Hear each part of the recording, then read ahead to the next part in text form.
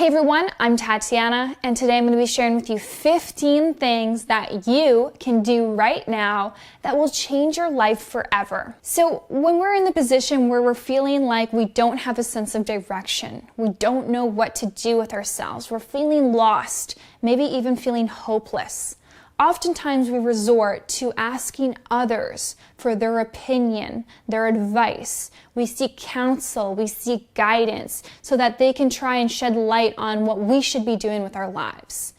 And I don't think that there's anything wrong with that. I think that's great. But I think that if you're going to go ahead and ask someone else for advice, you should definitely be asking yourself first. And the reason being is because nobody knows you better than you. You know yourself at the deepest level. And that's why we often have the answers that we need already within us. We often know what we need to do in order to create change in our life, but the challenge is that we don't ask ourselves. We fail to ask ourselves.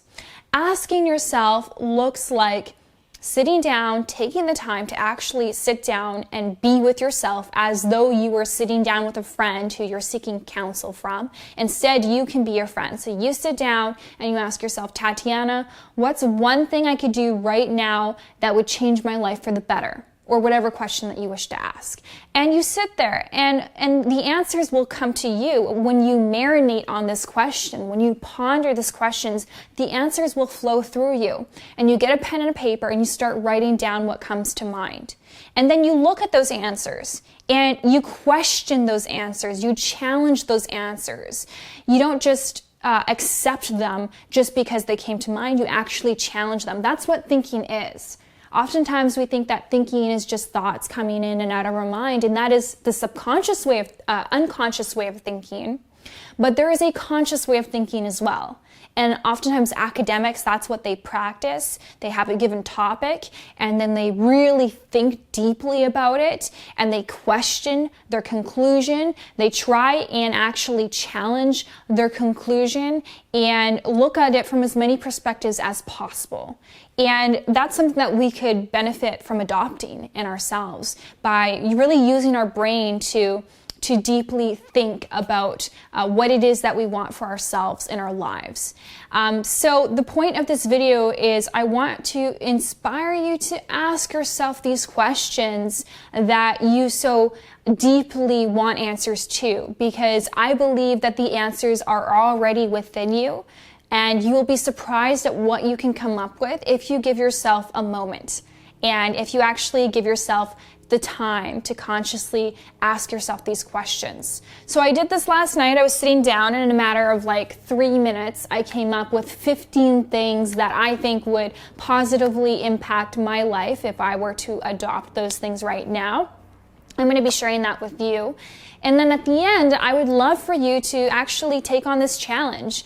And, you know, I don't know what you're struggling with. I don't know what your challenges are in your life right now. I don't know what direction you need, but you do. And ask yourself that question and come up with some answers and share them with me in the YouTube comments. I would love to hear what you come up with, and let's dive into it. So number one, the first thing I came up with was deleting social media accounts or turning on your screen time settings in your iPhone.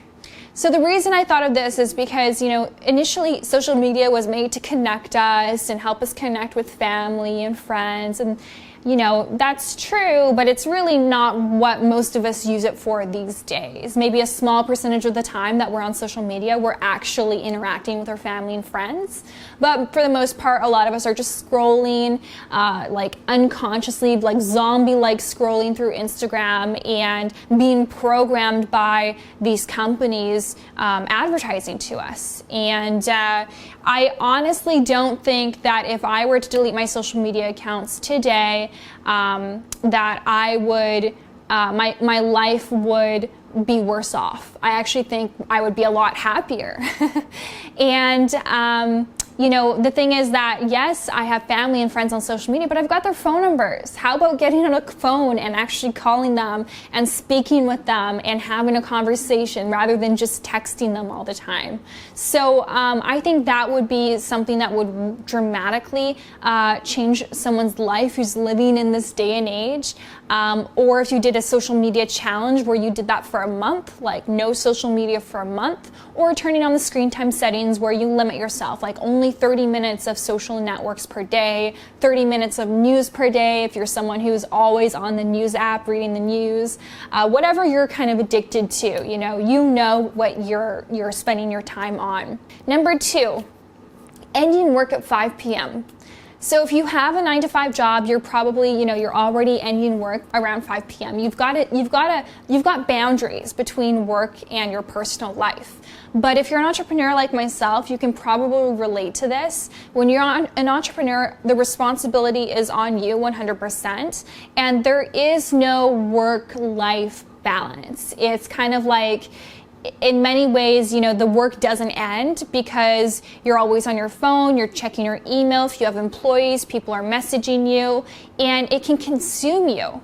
And so for many years when I was building my business, that's how I was doing it. I would work, I would have this huge to-do list, and I wouldn't finish my work until I was done this to-do list, and that would go late into the night, early into the morning, and I realized how it just wasn't healthy. Yes, great for success, great for productivity. I got a lot of shit done, was able to succeed at such a young age, but at the same time, at what cost? And my belief now is that you don't want to have this huge gap in your life, imbalance in your life with the things that you value most. You'll find people who are tremendously successful, but they have terrible relationships because they're spending all of their time working. They're not spending any quality time with their spouse or their partner. And for me, what's important is to have a beautiful harmony, to be holistic in my approach to life. And so about 2 years ago, Stefan and I, we decided we needed to be in alignment with this since we both work from home. We would end work at 5 p.m. and it's made a significant impact on my life. I'm happier, I've got more free time to enjoy other hobbies and passions, and more time for my relationship. At 5 p.m., we both have our computers closed, bye-bye. Anything else that's pending can wait until tomorrow. Any employees that need a response can wait until tomorrow. And it's time for quality time between us or with friends, and living life. So that's something that I would strongly suggest you consider if you are an entrepreneur. But I get it, if you're in the beginning phases of a business, the beginning stages, you need to make some sacrifices. You need to work really hard and you need to grind, and you might have to work very long hours, and there may not be any work-life balance. That's fine for the beginning stages of a startup when you're first beginning. But if that continues for the next 5 years, 10 years, then you don't have a business. You're still an employee. Remember, the idea is to be a business owner, not a business operator. And if you aren't able to step away from your business, then you are chained down by your business. And I don't see how that's any better than just having a regular 9-to-5 job. All right, the next thing is number 3, donating a large sum of money to a charity or going on a volunteer trip.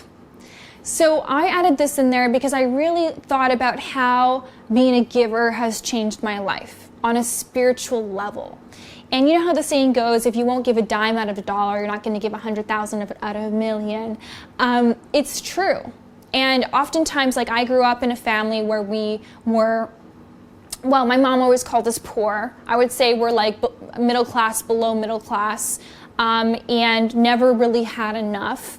And my mom would always kind of give, when we would go to church, and she would give $2 when they were coming for the offering, and she'd be like, God knows my situation. And I always appreciated that she would still give despite her circumstances. And I think this is really important because oftentimes we feel like we don't have enough. We feel like what we have is not enough, and therefore we can't give. And we think that it's only when I have more, it's only when I become richer, more successful, have all of the things that I want to have, that I can then give to others. And I think that this is one of the greatest things that you are denying yourself from. Not just denying the person who's on the receiving end, but yourself, because being a giver is the greatest gift. To be able to contribute beyond yourself, you're going to meet a need that is higher than any other physical need that you have. It's a spiritual need. And when you've probably experienced this in your life, when you just give for the sake of giving, not because you want to receive something, it's a beautiful thing and you want to experience more of that.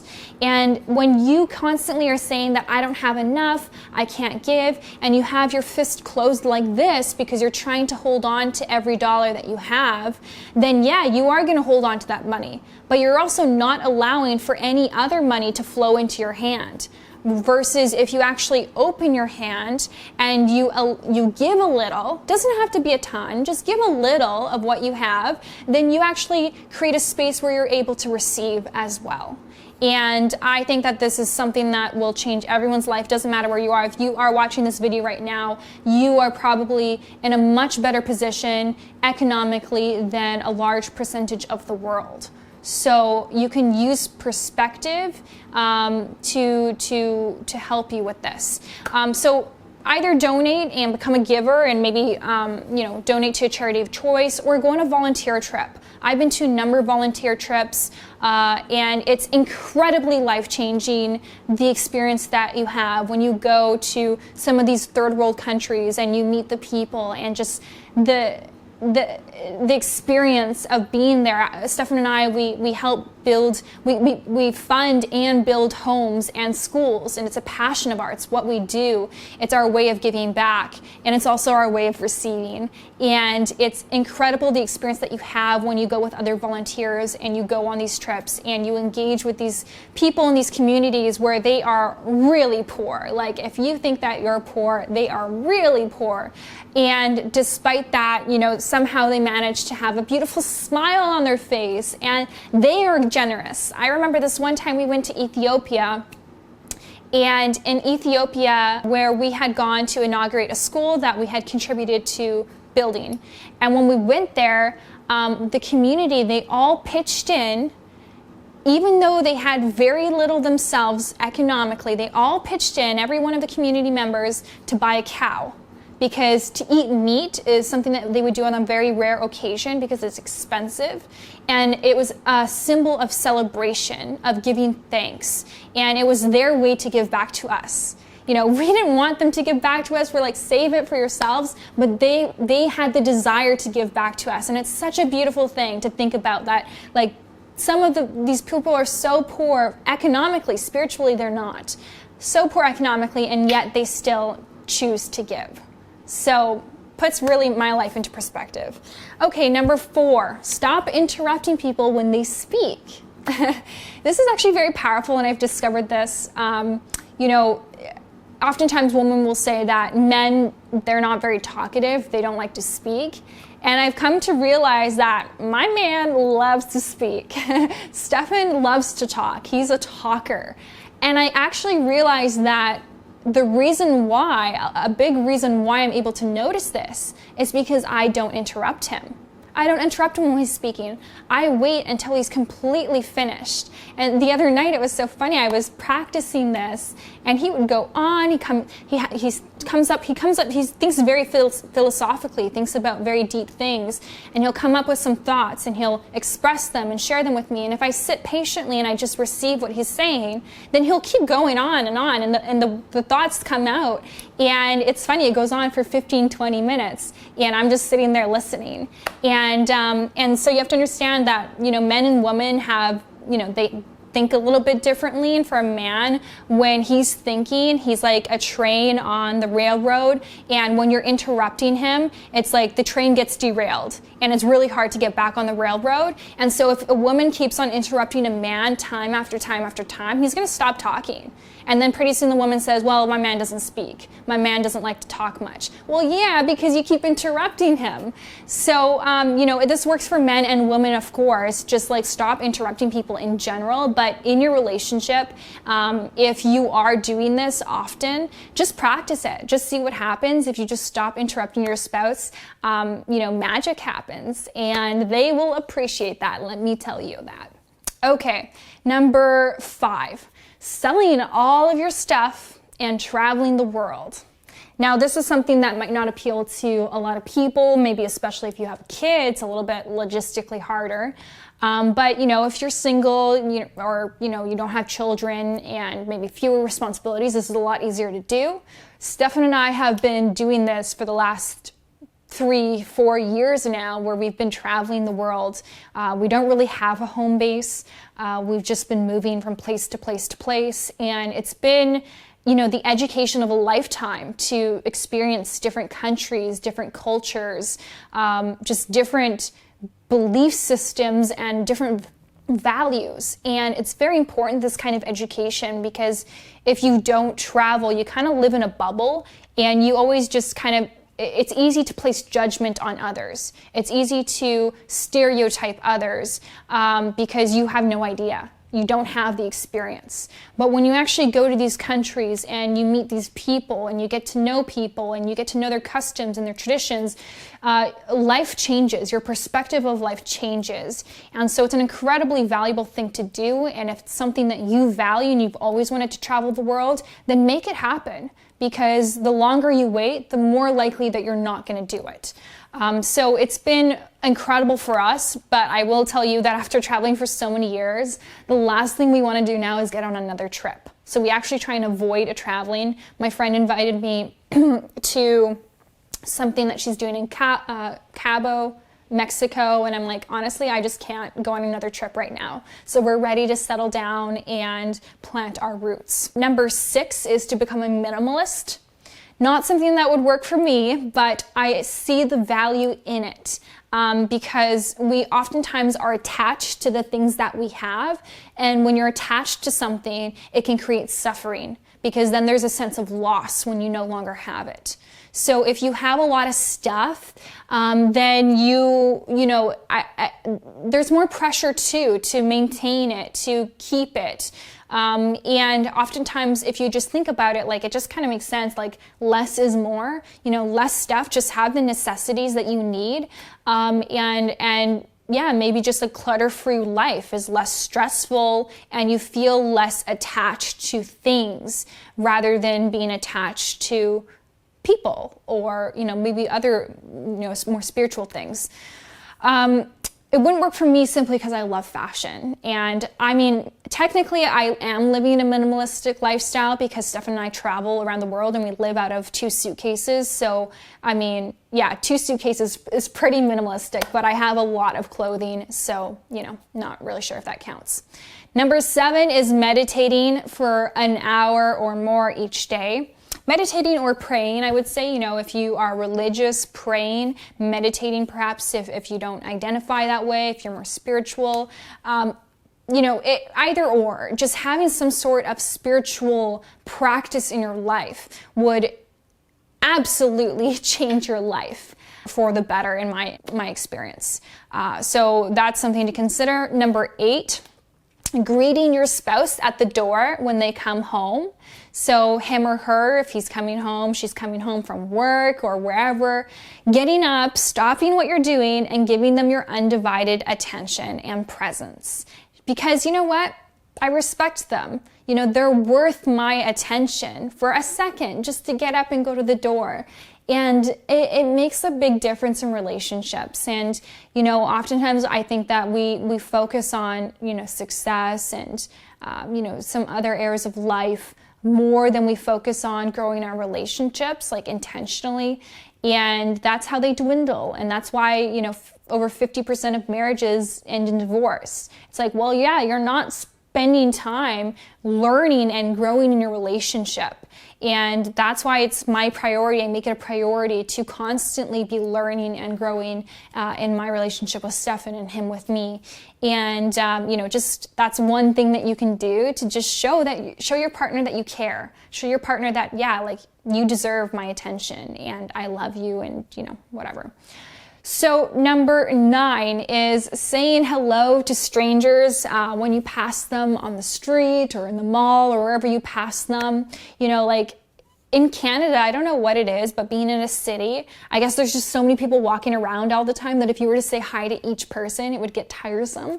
But not many people say hi to each other when they're passing them down the street.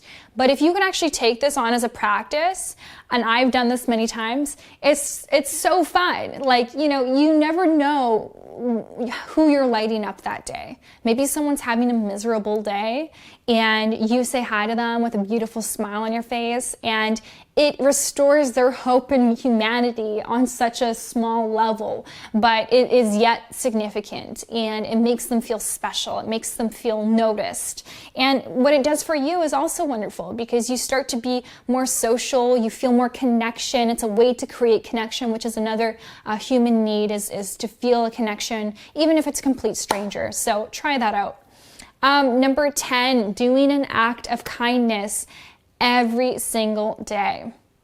So this is something that I learned from my friend John Wang. He has these bracelets that are called like kindness bracelets, and basically he gives them to people. You wear the bracelet, you do an act of kindness for someone every day, and then you pass them the bracelet and you share with them what it means to do an act of kindness. And they do an act of kindness, and you're basically spreading kindness around the world. And I think it's such a beautiful thing. An act of kindness can be anything. It can be opening the door for someone. It can be letting someone pass you on the street when you're driving. It can be cleaning the dishes. It can be, buying a gift. It can be really anything. And the idea is to put intention into it, is like waking up each day and intending to do an act of kindness. And when you have an intention, you're going to be looking for opportunities to do this. So when I am having the intention of kindness, when I see, like for example, a homeless person in the street, I'm like, oh, I would love to buy them a meal. Like I'm looking for ways that I can do an act of kindness. And it's just, again, it's going to meet that spiritual need of yours that's so fulfilling on a level that you just don't get with material things. Number 12, reading a chapter in a book every day. So actually reading, it's come to my attention that a lot of people don't read, and I love reading, and Stefan does too, so I'm kind of surprised that people don't actually read books anymore. I mean, a lot of people do, but I guess a lot of people don't as well, because I've been asking people and it seems that a lot of people don't. But yeah, I mean, if you just read a chapter of a book every day, especially if it's like a nonfiction book, you're actually educating yourself. So learning something each day, or listening to an audiobook if that's easier for you while you're driving, or doing, getting ready in the morning, or making breakfast for the kids, educating yourself, learning something new each day. That's how you become more intelligent. That's how you understand the world more. That's how you can help other people more when you know more yourself, and help yourself ultimately. Like that's what self-help is, one of the #1 best-selling genres, because it works. Because when you learn about how your psychology works, about how you work as a human being, you're not all that unique. The things that you're struggling with, thousands, millions of people have struggled with those very same things before you, because human beings are quite predictable. We are kind of all built in a very similar manner. Our brains work in a very similar way. The chemicals that run through our bodies are very similar. So there's a lot that you can learn about how you work. And when you learn this, then it's going to improve your life. Ultimately, at the highest level, I think the self-help should be the #1 thing on this list. Like, helping yourself. And that's why sometimes it is saddening when people aren't open to self-help, because the opposite of self-help is just making your life harder on yourself. Because ultimately, like if you're just living life and just passing through and you have no idea about how your brain works and limiting beliefs and your thoughts and all of these things, like that's actually making it harder for you to live your life day by day, versus if you actually have even a very basic understanding of this, now you've got tools in the toolkit that's going to help you tremendously when there are challenges in your life, when you are faced with dilemmas, or, because life is full of challenges. But when you know how to address them and how to face them and overcome them, then the challenges aren't so spooky and scary and exhausting. So yeah, educating yourself, very, very big one. Okay, a few more here. Number 13, eating dinner at the dinner table instead of, sitting on the couch and watching TV. So if you're not doing that, it's a great way to actually be present with what you're doing. Technology it's so easy to get distracted all the time. And what it does is it spikes your dopamine levels. Dopamine is a neurotransmitter. It's the reward circuitry of your brain. And it's what gives you this kind of feeling, this sensation of anticipation, of excitement, of what's next. And it's, anything, too much of anything is a problem. And so basically all addictions that exist are because they spike your dopamine levels at such a high level. And so you want to be careful about that. And so if you can just, whatever you're doing, just be present with that. Don't multitask. If you're eating dinner, eat dinner.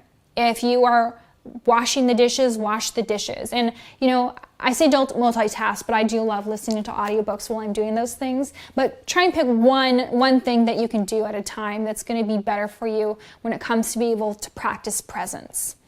Okay, number 14, stop buying Starbucks every day. Put that money into a savings jar. I am always so shocked at I honestly, Stefan and I, we don't have Starbucks often. It's a treat because in my opinion, and we're millionaires, and $6 for a cup of coffee, I think is a lot of money.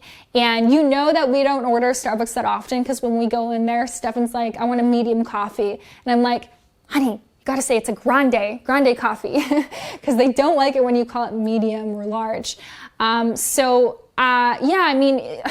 If you are struggling economically, you don't need to be buying Starbucks. Just make your coffee at home, get a coffee pot. That is such a luxury.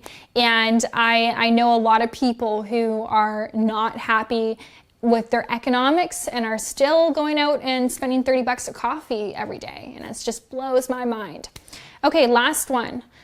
Forgive the people that you need to forgive. So if there are people in your life right now that need your forgiveness, that you need to forgive, just forgive them. And there are many ways that you can learn to forgive because it's easier said than done. But ultimately, it's the reason why you want to forgive is because it's going to help you. It's not really for them. It's for you because you are the one who is burdened by this anger, burdened by this sadness, burdened by this feeling that's really just not doing you any good. It's suppressing your immune system. It's making you bitter. It's creating limiting beliefs for you. Just forgiveness is ultimately going to help you to experience more freedom in your life and feel light and airy, and you're not chained down by something that happened 10 years ago. All right, guys, so this is my list. Now I'm challenging you. Whatever you're struggling with in your life right now, sit down, make a cup of tea, make it a fun experience, and ask yourself and start to think and ponder and actually come up with answers and then challenge those answers. And I would love to hear them. Please share them with me in the comments section below. I will read every single one of your answers because I have something to learn from you too. I'm sure that you guys can come up with something that I would benefit from if I applied in my life today. So thank you so much for watching this video. If you liked it, give me a thumbs up. And if you have any questions, of course, just comment down below. I will see you in the next video. Bye-bye.